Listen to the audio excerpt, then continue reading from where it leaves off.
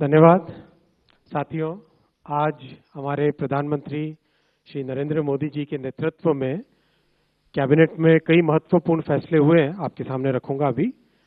सबसे पहला जो एक इम्पॉर्टेंट फैसला हुआ है, सिलचर से शिलोंग, शिलोंग से सिलचर, हमारे नॉर्थ ईस्टर्न सेक्टर में एक बहुत बड़ा project high speed corridor highway का मेघालय और आसाम को जोड़ता हुआ वो अप्रूव हुआ है। बहुत बड़ा प्रोजेक्ट है, 22,864 करोड़ रुपीस का इसका एस्टिमेटेड कॉस्ट है। 166 किलोमीटर्स, 4 लेन, एक्सेस कंट्रोल्ड, बहुत इंपॉर्टेंट। अगर आप इसको मैप पे देखेंगे, आपको पिंक कलर का जो एग्जिस्टिंग हाईवे दिख रहा है, ये हाईवे, और कंपेयर करिए अब आप ब्राउन एंड रेड। यहाँ पे अगर आप कंपैरिजन करेंगे ब्राउन और रेड, ये red colour is from Shillong to Silchar. This will be the new highway which will basically provide a major connectivity to Tripura, Manipur and Mizoram, and this will become a major corridor for Northeast। 22,864 crore rupees का ये project है, बहुत बड़ा project है। This project will be constructed under hybrid annuity mode. There are 3 years of construction period and 15 years of operation period.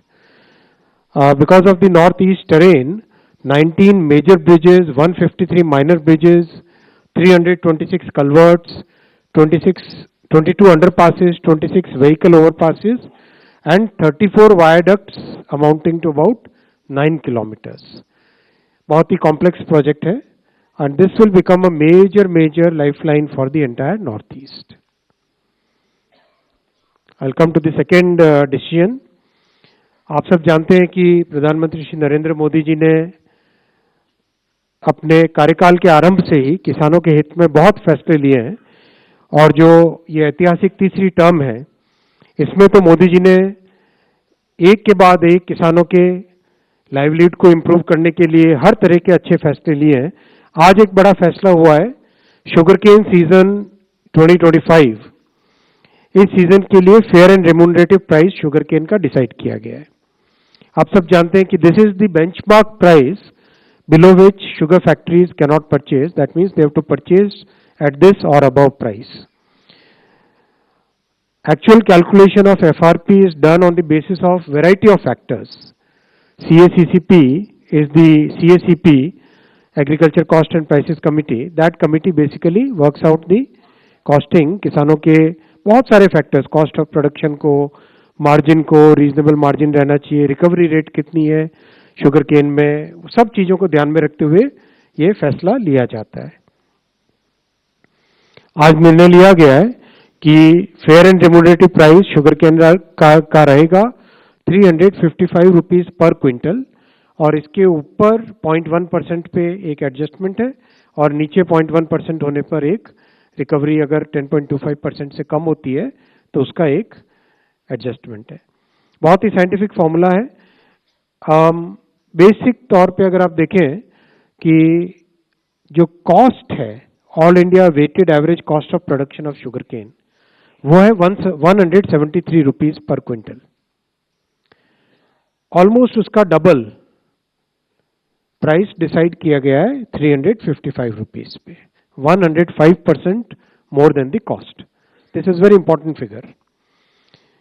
2023-24 इस period का जो agriculture, इस शुगर केन सीजन के जो कंप्लीट लेटेस्ट डेटा है, उसके हिसाब से शुगर केन फार्मर्स को 1,11,701 करोड़ रुपए शुगर केन के दाम के रूप में मिले हैं, जो कि एक बहुत अच्छा रेम्यूनरेटिव प्राइस माना जाता है। शुगर का प्रोडक्शन 320 लाख मेट्रिक टन, और शुगर केन की crushing 3190 lakh metric ton. Overall youth और मिडिल क्लास के लिए इंफ्रास्ट्रक्चर, ट्रांसपोर्ट सेक्टर को इम्प्रूव करना, और series of decisions for farmers welfare, ये सारे फैसले अब तक के ऐतिहासिक तीसरी टर्म में लिए गए। मैं बहुत क्विकली इन दोनों सब्जेक्ट्स एकदम लिमिटेड इन्हीं दोनों सब्जेक्ट्स पे ही अगर कोई क्वेश्चंस हो तो आप पूछें, केवल इन्हीं दोनों पे। 145। सर नमस्ते, इधर सुजीत ठाकुर दैनिक भास्कर से। सर आपको सर, देश जिस आप तो लेफ्ट में होते थे, राइट में आ गए। सर मैं अभी मौसम ऐसा राइट में ही रहना पड़ेगा। देश जिस गन्ने के जूस का इंतजार कर रहा है उसके बारे में सर कुछ। 22।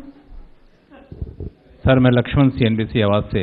ये किसानों को जो अपने 23-24 में 1,11,701 करोड़ रुपए देने का यहाँ पे पेड किया गया, ऐसा बताया। तो ये FRP बढ़ाने से और जो शुगर केन का प्रोडक्शन का एस्टिमेट है, तो उससे कितना अतिरिक्त पैसा किसानों को मिलेगा ओवरऑल? इससे ज्यादा ही मिलेगा। 1,11,000 करोड़ 23-24 का डेटा है, इससे ज्यादा ही मिलता है हमेशा। 4 please. Sir, I am Deepak from Times of India. About this Silchar project, what we have seen in Uttarakhand, where we went for 2-lane and paved shoulder, and also in Shimla projects, because of hill cutting, there is a major environmental disaster. In this part also it's a hilly area, and we are building 4-lane, which is ideally should not be done. What kind of precautions are being taken to ensure that we don't encounter similar problems? Design के सारे precautions इन सब projects में लिए गए हैं। विशेषकर जहाँ पे टनल्स बनानी है वहाँ पे ज़्यादा ध्यान दिया गया है। जहाँ पर रोड के हिल के साइड में है वहाँ पर भी बहुत स्लोप स्टेबलाइजेशन वगैरह के सारे प्रिकॉशंस, जो साइंटिफिक प्रिकॉशंस है, एनवायरमेंटल प्रिकॉशंस है, वो पूरे लिए गए। 17। Thank you, ma'am. Mr. Vaishnav, my name is Tripti Nath. I'm an independent journalist. We welcome the affirmative steps that the government has taken with regard to highway connectivity and for farmers' welfare. But the million-dollar question is national security. I'm sorry, we can't. Not in the cabinet briefing. Yeah, carry on. No more hands up. Yeah. दे दीजिए mic. 45। Welcome to this is Vibhuti. My question is specifically about on Odisha issue because we belong from that state. I am from the Sambad. Cabinet का पूछो। ये press conference नहीं है दोस्त, ये cabinet briefing है।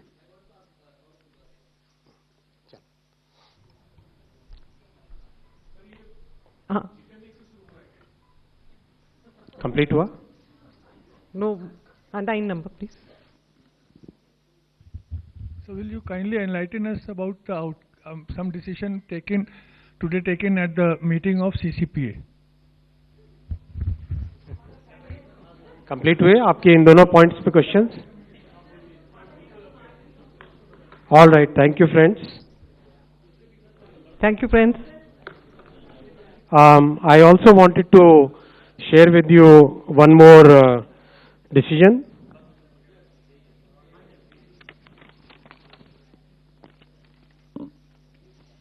साथियों, आप सब जानते हैं कि कांग्रेस की सरकारों ने आज तक जाति जनगणना का विरोध किया है। आजादी की बाद की सभी जनगणनाओं में जातियों की जनगणना नहीं की गई। 1947 के बाद से अगर देखें हम, वर्ष 2010 में तत्कालीन प्रधानमंत्री दिवंगत डॉक्टर मनमोहन सिंह जी ने लोकसभा में आश्वासन दिया था कि जाति जनगणना पर कैबिनेट में विचार किया जाएगा। तत्पश्चात एक मंत्रिमंडल समूह का भी गठन किया गया था, ग्रुप ऑफ मिनिस्टर्स, जिसमें अधिकांश राजनीतिक दलों ने जाति आधारित जनगणना की संस्तुति की थी। इसके बावजूद कांग्रेस की सरकार ने जाति जनगणना के बजाय एक सर्वे कराना ही उचित समझा। उस सर्वे को सभी SECC के नाम से जानते हैं। इस सब के बावजूद कांग्रेस और इंडी गठबंधन के दलों ने जाति जनगणना के विषय को केवल अपने राजनीतिक लाभ के लिए उपयोग किया। जनगणना का विषय संविधान के अनुच्छेद 246 की केंद्रीय सूची की क्रम संख्या 69 पर अंकित है। यह केंद्र का विषय है। हालांकि कई राज्यों ने सर्वे के माध्यम से जातियों की जनगणना की है। जहां कुछ राज्यों ने यह काम सुचारू रूप से संपन्न किया है, वहीं कुछ अन्य राज्यों ने राजनीतिक दृष्टि से और गैर पारदर्शी ढंग से सर्वे किया है। इस प्रकार के सर्वे से समाज में भ्रांति फैली है। इन सभी स्थितियों को ध्यान में रखते हुए और यह सुनिश्चित करते हुए कि हमारा सामाजिक ताना बाना राजनीति के दबाव में न आए, जातियों की गणना एक सर्वे के स्थान पर मूल जनगणना में ही सम्मिलित होनी चाहिए। इससे यह सुनिश्चित होगा कि समाज आर्थिक और सामाजिक दृष्टि से मजबूत होगा और देश की प्रगति भी निर्बाध चलती रहेगी। आज दिनांक 30/4/2025 के दिन प्रधानमंत्री श्री नरेंद्र मोदी जी के नेतृत्व में राजनीतिक विषयों की कैबिनेट समिति ने यह निर्णय लिया है कि जातियों की गणना को आने वाली जनगणना में सम्मिलित किया जाए। यह इस बात को दर्शाता है कि वर्तमान सरकार देश और समाज के सर्वांगीण हितों और मूल्यों के लिए प्रतिबद्ध है। जैसे कि पहले भी जब समाज के गरीब वर्गों को 10% आरक्षण का प्रावधान किया गया, तब भी समाज के किसी घटक में तनाव उत्पन्न नहीं हुआ था। Friends, I will read this statement in English. Congress governments have always opposed caste census. Caste was not included in all the census operations conducted since independence. In 2010, then Prime Minister late Dr. Manmohan Singh ji had assured the Lok Sabha that the matter of caste census should be considered in the cabinet. A group of ministers was formed to consider this subject. Most of the political parties had recommended caste census. Despite this, Congress government decided to conduct only a survey of caste instead of a caste census. That survey is known as SECC. It is well understood that Congress and its Indie alliance partners have used caste census only as a political tool. As per Article 246 of the Constitution of India, the subject census is listed at 69 in the Union list in 7th schedule. According to Constitution of India, census is a union subject. Some states have conducted surveys, I am repeating the word, surveys to enumerate castes. Some states have done this well, while some others have conducted such surveys purely from a political angle in a non-transparent way. Such surveys have created doubts in the society. Considering all these facts and to ensure that a social fabric is not disturbed by politics, caste enumeration should be transparently included. I am emphasizing the word transparently included in the census instead of surveys. This will strengthen the social and economic structure of our society while the nation continues to progress. Under the leadership of our Prime Minister Shri Narendra Modi ji, the Cabinet Committee of Political Affairs has decided today, that is 30th April 2025, that caste enumeration should be included in the forthcoming census. This demonstrates that a government is committed to the values and interests of a society and country. Like in the past, when a government had introduced 10% reservation for the economically weaker sections of the society without causing any stress in any section of the society. Thank you. देश विदेशातील प्रत्येक घडामोडींचे live update मिळवण्यासाठी आता साम टीव्हीच्या सर्व social media प्लॅटफॉर्मला like, follow आणि subscribe करा. तसंच सर्व नोटिफिकेशनसाठी बेल आयकॉन प्रेस करायला विसरू नका.